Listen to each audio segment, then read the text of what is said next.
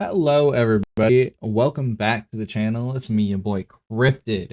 So, as you may already know, Hoyoverse has officially announced that they're going to be buffing old characters in Honkai Star Rail. Now, what exactly that entails, we don't necessarily know yet. Whether it's releasing new units that buff the old units, which would probably be the worst case scenario, or they're actually going to buff the units directly, or maybe give them a new light cone option. We don't know yet.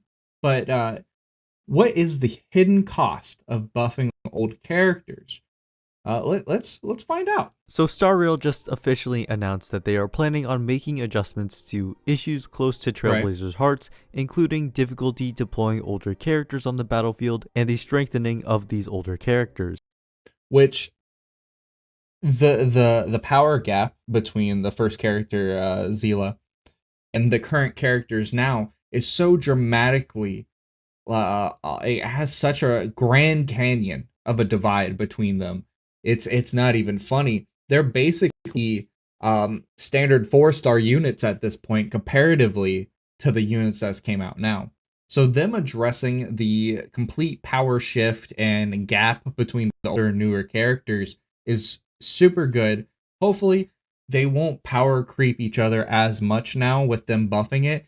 And I wonder if they're gonna do this on a regular basis to make sure everyone's competes, or if they're just going to do this as a one-time thing, with them saying, "Hey, we know we messed up a little bit, and the characters that we first made were a little undertuned, and the characters we're making now are a bit overtuned. So hopefully we can just shift it over so everybody's kind of in the same ballpark for the most part." But we'll need to see that those are questions for the future. Let them continue.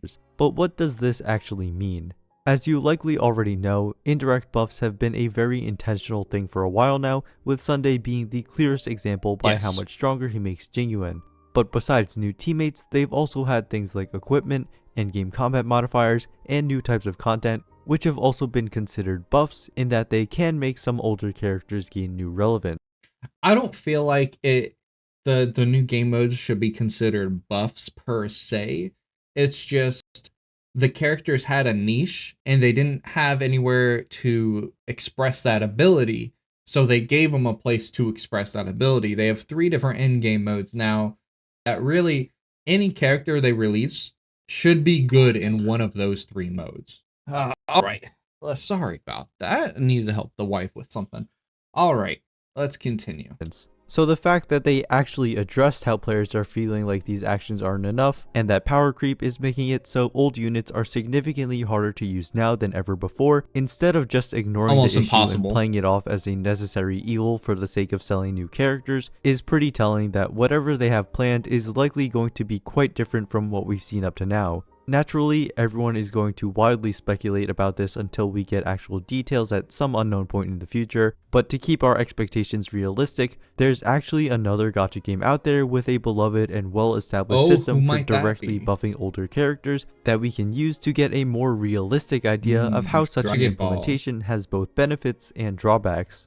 Dragon Ball Z Dokkan Battle is my most played gacha outside of Hoyoverse games, and it's been a juggernaut of the mobile gacha space for 10 whole years. Its gameplay is Impressive. loosely similar to Star Rail in that you build a team before entering battle that can crudely be generalized as being turn-based. Given that gachas have their servers shut down once they start losing too much money, Dokkan has managed to stay relevant for so long by making crucial changes across the course of its lifespan. One such change was the implementation of the fan-beloved Extreme Z Awakening system, in which you play an event, are awarded 6 pulls worth of premium currency just by completing it, and then are given the materials to upgrade an existing character into a strictly better version of itself. And these buffs aren't small by any means, as units that have become completely irrelevant over time can instantly shoot back up to a top tier must-have. That sounds amazing. I wouldn't be mad about that. Doing a little event and gathering some materials and doing kind of like a Super Saiyan-esque power-up system. I feel like that would be perfect, honestly. I don't I don't see a downside to that. It gets people to play the game a little bit more, because not gonna lie, you run out of stuff to do, especially in Honkai Star Rail. You run out of stuff to do. especially if you're in the end game and you have all the units that you need. It would take you about like 10 to 15 minutes to clear anything, right? And then what do you do for the rest of the week? Now, if we have this, if you have a character that you love, that you want to get more powerful, this will give you something to do. Now, however long it takes, he didn't really say yet. Uh, but I feel like it'd be a good thing to just waste time on, even if you don't even care about the character, maybe build them up, evolve them, and then see where they stand from there. It'd be some new testing to do. I'm sure a lot of content creators would love that aspect. This pretty much seems like a perfect thing to do because players can be happy their old favorites are good again, and the Right. developers actually do benefit because a unit which normally wouldn't have much draw can suddenly become very sought after by players to the point where they're willing to spend. But when a game is too generous for their own good, they can actually struggle to bring in enough income. So how does Dokkan manage to maintain a good balance between buffing old characters while making the new ones still desirable? It works because of a system that Dokkan has for all of its characters called categories. Categories is exactly what it sounds like. That's Each all character is categories. grouped into multiple tags to be put on teams with characters of those same categories. It's like how Star Rail characters are divided into paths, and some characters have specific synergies with allies of that path, but then if they were also labeled with what planet they're from, their faction, and so on. Dokkan's content is balanced around this, with some battles having exclusive rewards for using a specific category team, and other events going even farther by granting significant buffs to only characters of a certain category. So a new banner character might be the strongest in the game, but these category requirements incentivize you to use your other units you might not have been willing to use otherwise. It would be like if Star Rail had a combat stage where all Belobog characters do double damage, causing Zila to skyrocket in value. Maybe even maybe even some of the old characters like the shield guy, who might actually be used if they did a system like that. That'd be kind of cool. And be a better option than any newer DPS. This system is really good for how it encourages unit diversity, but there is one pretty significant downside. Making new units strong while maintaining the strength of older ones and having content designed around the fact that players have access to both ends up heavily incentivizing having accounts be built around horizontal scaling rather than vertical scaling. What I mean by that is that entering a game like Dokkan as a new player is incredibly daunting because of how it expects you to be able to have all these different kinds of teams rather than just one good one. Like as an extreme example, there's a game mode where you bring 112 characters or 16 teams of 7 into a gauntlet of stages where you can't reuse a team after they clear a stage or get knocked out. The 4 free-to-play teams the game gives you is Alright, that is absurd. That is a crazy amount of characters to use at once. If Honkai did that at all, they would be labeled as the biggest pay-to-win game ever and be thrown under the bus. Because right now, I get what he's saying. Right now, characters can come into the game, and players can come into the game and be like, all right, so I'm going to get this latest character, like for the next patch, My Day. You can get My Day and buff him up enough and use some of the basic supports, like maybe they get Bronya, right? Or they get some of the other supports that are on banner or something. You don't need a lot, but get My Day, pump them up, and you could do a lot of the content with them. Of course, you're going to need a second main DPS, but that's neither here nor there. You at least have a starting point. But if you get thrown into a game like, oh, I'm going to get My Day, and then it's like, oh, now you need 27 other characters to complete this game mode. Otherwise, you're not going to be able to play half the game. That would drive everyone wild.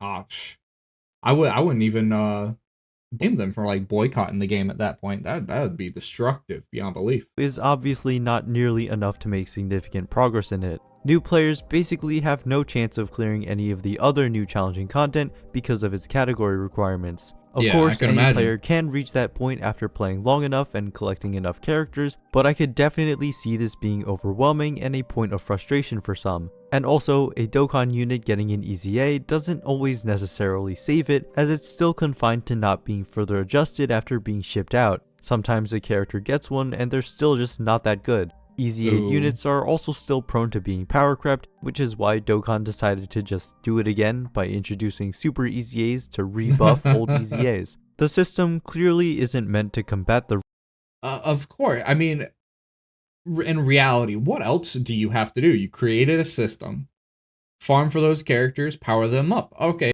cool. Whoa, they're getting left behind again. Let's release stage 2, stage 3, stage 4. I mean, that's all you really have to do. You don't have to make it some elaborate thing. I mean, you created the system. Now just improve upon it with different waves, different levels, whatever you want to call it. I don't see any problem with that.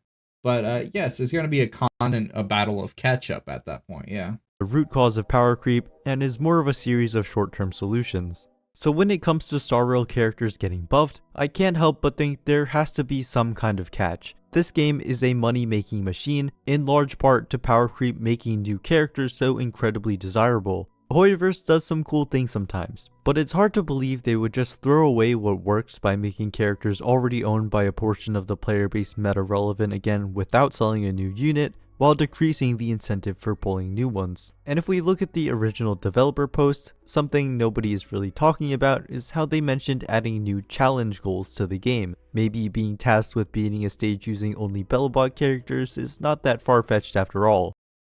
Yeah, it is very vague how they mentioned that.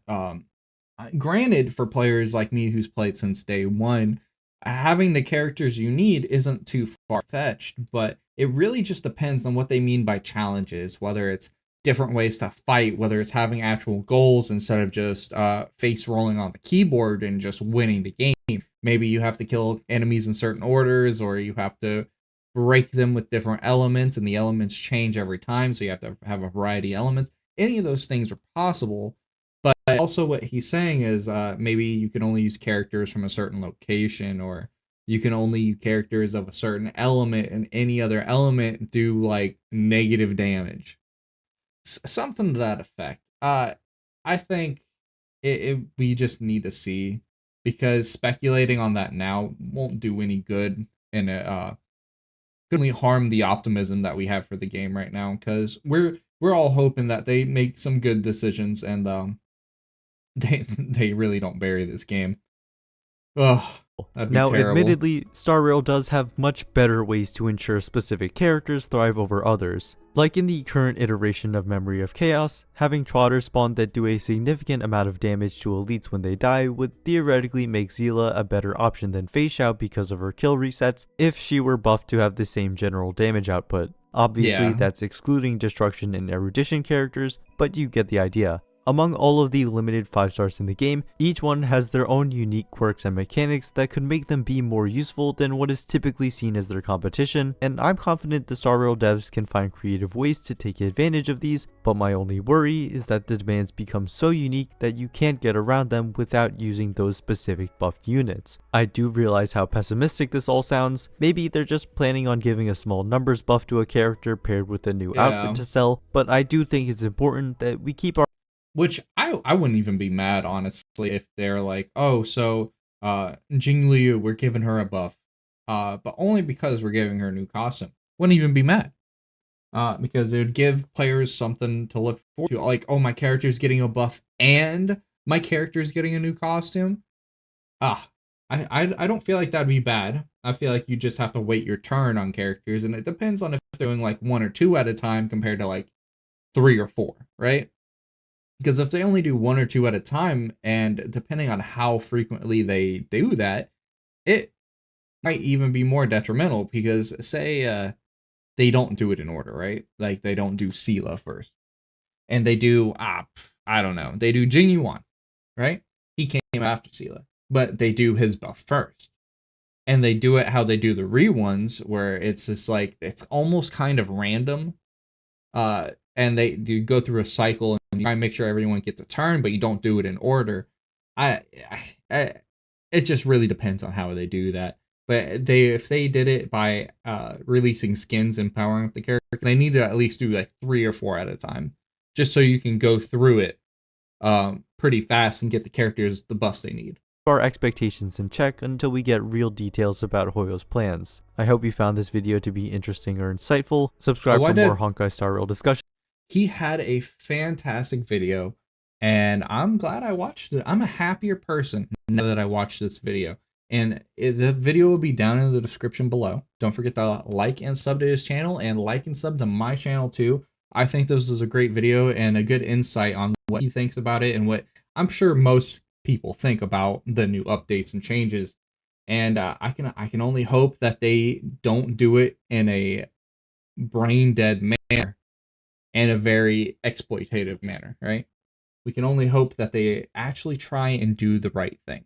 But thank you all for watching. I truly appreciate you guys, and I'll see you guys in the next. Peace.